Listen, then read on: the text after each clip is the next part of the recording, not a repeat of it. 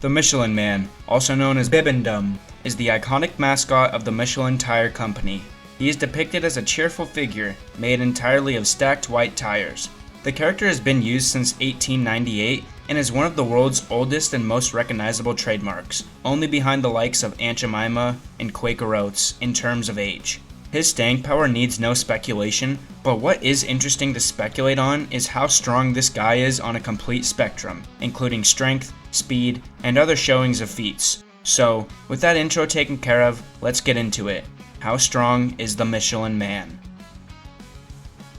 We will start off with some demonstrations of strength, and then go over some more straightforward categories as well.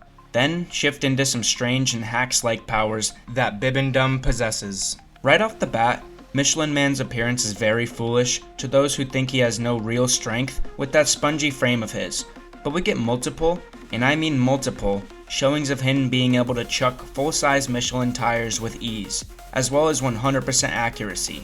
Not only this, but Bibendum has been seen to be able to lift cars above his head and toss them around with ease, most likely equating to around 11,000 to 15,000 pounds he can lift at a pretty sizable low ball here, considering he is using little to no effort for this feat. Bibendum is also shown at one time taking on gas pump robots the size of large buildings, and is able to take them down with a single tire.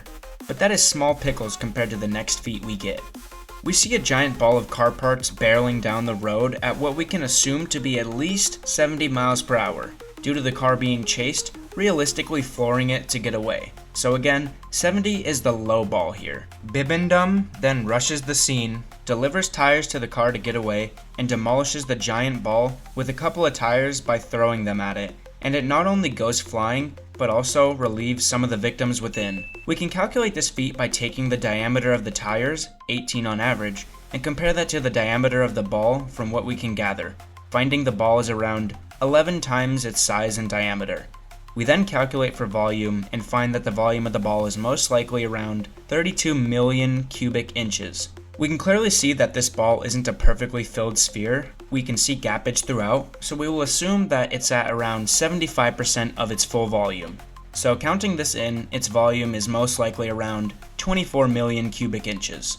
We then consider that most cars are either made out of aluminum or steel, without accounting for any heavier parts such as motors and things alike. We can take the volume and divide it into two for roughly 50% of mass of steel and 50% mass of aluminum, which is around 12 million cubic inches or so for each. Calculating the mass of each of these numbers by multiplying the 12 million by the mass per cubic inch of each of those materials and add those two together, we get our grand final total of 4.6 million pounds that the ball weighs, and Bibendum stops it at a near instant. Finding out how much force this would take to stop is a bit complicated for my monkey brain, so I will leave you with the plugins for this equation, skip showing my work, and give you the grand total, which is around 177 million pounds of force that Bibendum would be releasing from those tires to make the ball turn around at the speed at which it did. Slowing down the footage, you could argue that it turns at an instant, which would give Bibendum nearly infinite strength, but I would argue personally it happens roughly in 2 frames or so, and thus would give out the number that I laid before. If you think it was at an instant though, then Michelin Man would unironically have infinite striking strength. Now, we laid out how strong this guy is, let's go over if he can take a hit like he dishes them. We see at bare minimum, Bibendum cannot simply be deflated to be defeated. He has been shown to be able to reinflate himself to full from what just looks like a puddle of Michelin rubber. Not only that, but we have seen a few times before that Michelin Man is actually able to put himself back together from spare tires. I will get into the implications of this later, but for now, let's move on to what I think is his best durability feat. We see in a very old silent film titled The Story of Bibendum, where Bibendum begins to inflate in size, to the point where his body begins to burst out from his house, and he begins to float to space. We can see that he not only can withstand the vacuum of space itself, but grows in such size that he is able to interact with celestial bodies, such as a comet passing by. And this is where we get a pretty good feat for the guy. Bibendum tries to hitch a ride on the comet up to the moon, and is strung along in space behind it. With comets usually going at around 22 kilometers per second, Bibendum is withstanding roughly 2,000 G's of force right here, each passing second. If we take the tires he's made out of at face value and apply a weight to each of them, on average, Bibendum would weigh 23 tires times 20 pounds each, which would be around 460 pounds or roughly 200 kilo. What all this means is that Bibendum, considering his weight, would be able to withstand up to 4 million newtons of force due to his weight and the amount of force per second being applied. And this is what we are shown. We've never seen Bibendum in any real trouble, so this could be a bare minimum low ball.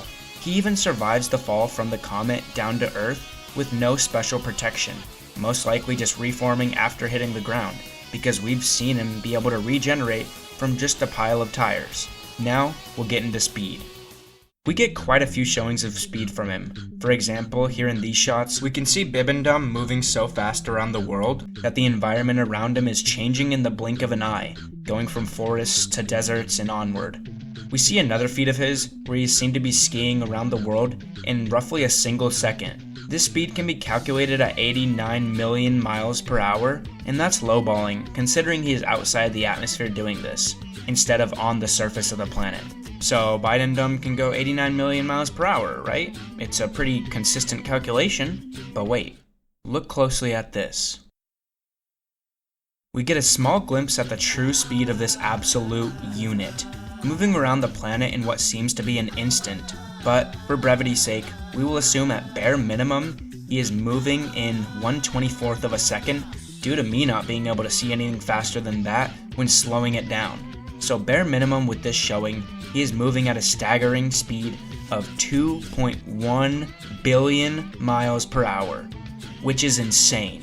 Not only Bibendum boasts the speed and strength, but he also has some pretty crazy abilities, as well as being kind of a smart guy, considering he's a sentient stack of tires. We've seen Bibendum be able to increase his size to the point where he can stand over Earth itself. He can clone himself, not traditionally, but in short, every Michelin tire pile can become a Michelin Man, meaning that even if you eventually got through one Michelin Man, his journey to protect drivers isn't over. He could come back. He will come back. Michelin Man can conjure an army of like-minded sentient piles of tires, all with the same feats and abilities as before.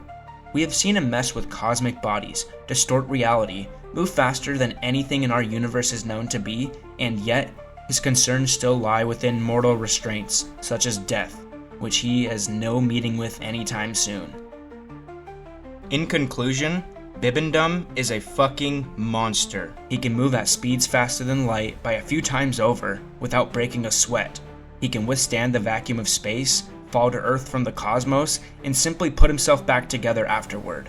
And he could be argued to have nigh infinite strength, making any immovable object seem like light work for this puffy king, and proving why he is the Michelin Man. If you want me to start pitting my goat Bibendum against other fictions, let me know in the comments. I already got some pretty silly ideas, but thanks for all the support lately. Especially thank you for 500 subs. It means a lot, and yeah, that's all I had to talk about. Take care.